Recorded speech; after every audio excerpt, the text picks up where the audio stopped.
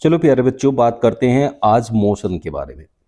Class 9th का important एक chapter है क्योंकि इसमें से बहुत सारे न्यूमेरिकल्स और आपकी थ्योरी जो है एग्जाम में आती है। ये आपका यूनिट टेस्ट से लेके फाइनल एग्जाम्स तक पूछा जाता है। तो आज का जो लेक्चर है उस लेक्चर के अंदर हम मोशन एंड रेस्ट के बारे में बात करेंगे और मोशन रिलेटिव होता है उसके बारे में बात करेंगे। ये दोनों चीज़ें आप लोगों को आज एक्सप्लेन करने वाला हूँ इस लेक्चर के अंदर। चैनल पे नए हैं तो चैनल को सब्सक्राइब कर लेना, बिकॉज यहाँ आपको 3D with animation and all करके बढ़िया तरीके से समझाया जाएगा। हर एक चीज़ आपको बढ़िया से जो है एक्सप्लेन करके दी जाएंगी। जो भी आप लोगों को डाउट आएंगे कमेंट बॉक्स में लिख देना और मेरे से अपने डाउट्स पूछ लेना। चलिए स्टार्ट करते हैं आज का session.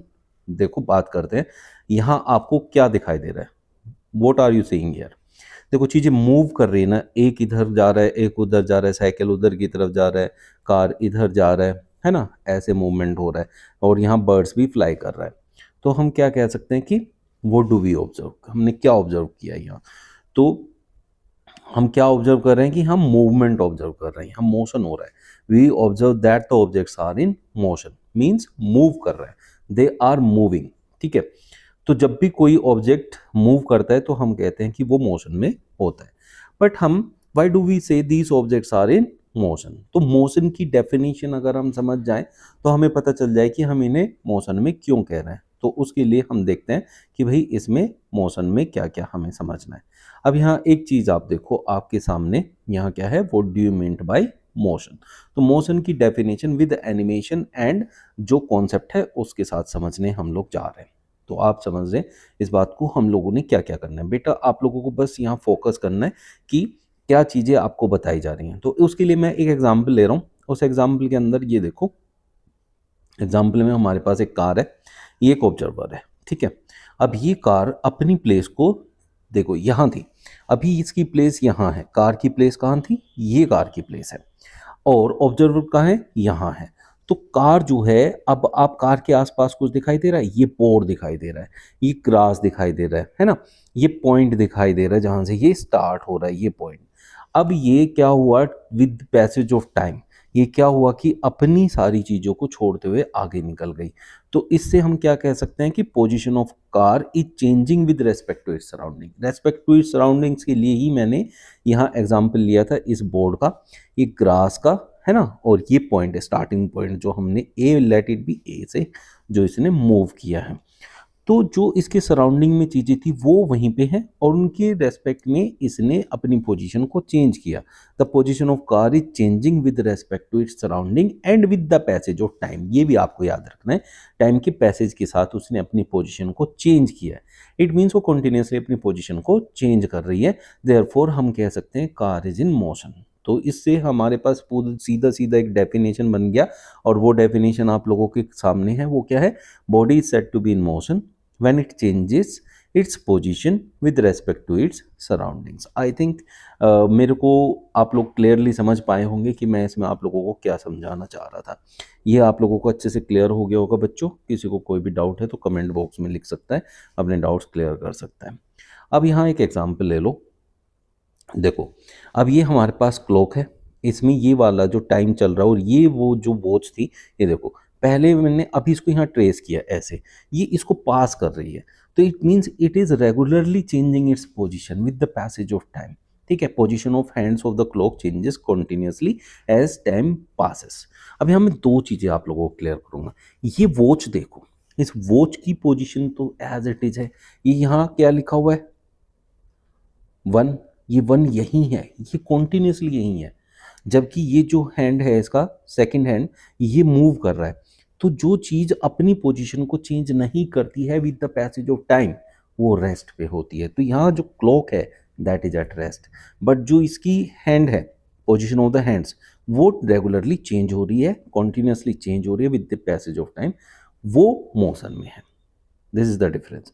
So the hands on the clock are in motion but clock is it at rest.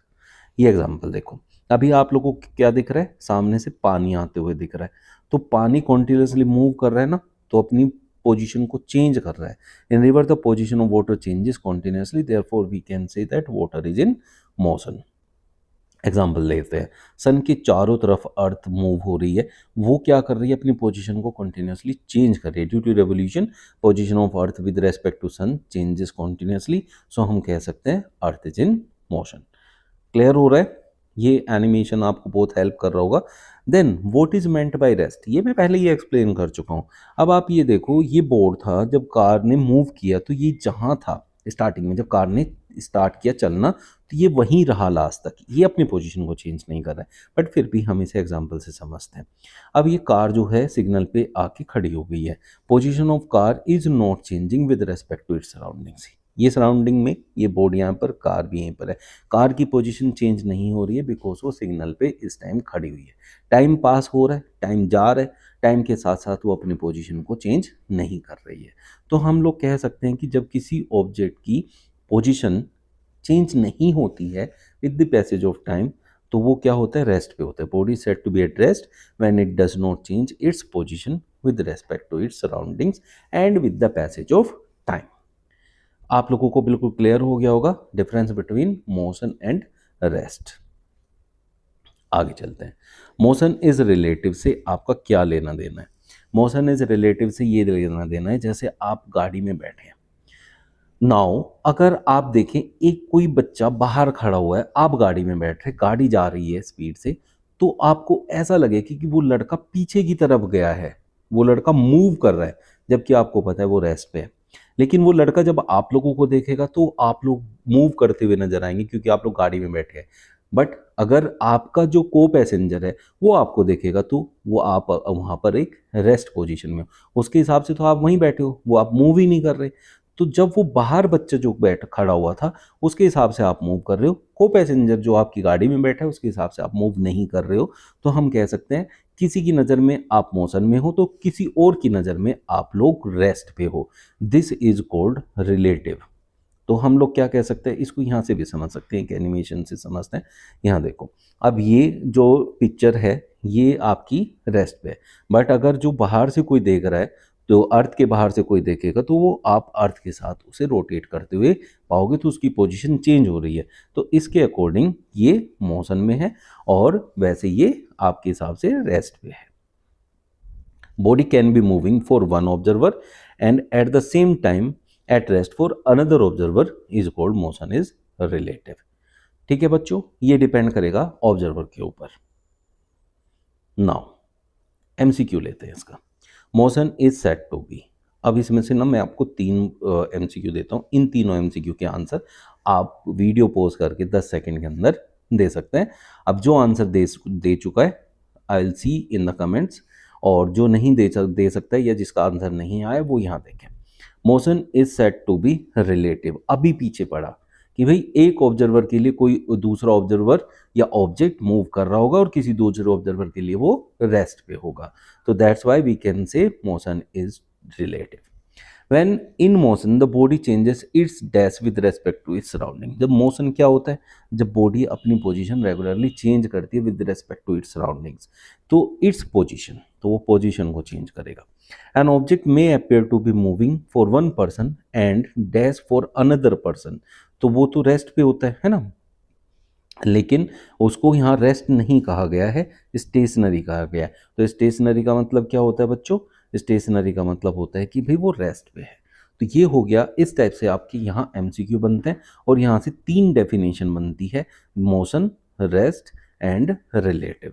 ये 3 डेफिनेशन यहाँ से बनेंगी। तो ये 3 डेफिनेशन 3 एमसीक्यू करके आप लोग समझ सकते हैं कि यहाँ से आपका जो भी बनता है वो कंप्लीट हो गया। तो टॉपिक साथ के साथ कंप्लीट करते हुए चलेंगे। तो डिफाइन मोशन के लिए, body said to be in motion if it changes its position with respect to its surrounding, ये बहुत अच्छे से एक्सप्लेन हो चुका है।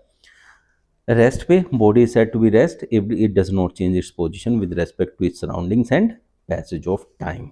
मोशन इज रिलेटिव में क्या लिखेंगे बच्चों, a body can be moving for one observer and at the same time at rest for the another observer. I think ये आप लोगों को क्लियर हो गया, बिल्कुल अच्छे से आप लोगों को आ गया होगा। फिर भी किसी को कोई डाउट रहेगा कमेंट में लिखना, we will include your comment और योर डाउट एंड जो भी चीज़ आप पूछना चाहोगे in the next session. Make sure आपने चैनल को सब्सक्राइब किया है और बेल आइकन जरूर प्रेस कर देना, ताकि आपको ना हर एक वीडियो का नोटिफिकेशन मिलता रहेगा, जिससे कि आप लोग हर एक लेक्चर के साथ जुड़ते रहेंगे। चलिए मिलते हैं नेक्स्ट सेशन में नए क्वेश्चंस के साथ, नया टॉपिक जिसमें हम स्टार्ट करेंगे। Thank you.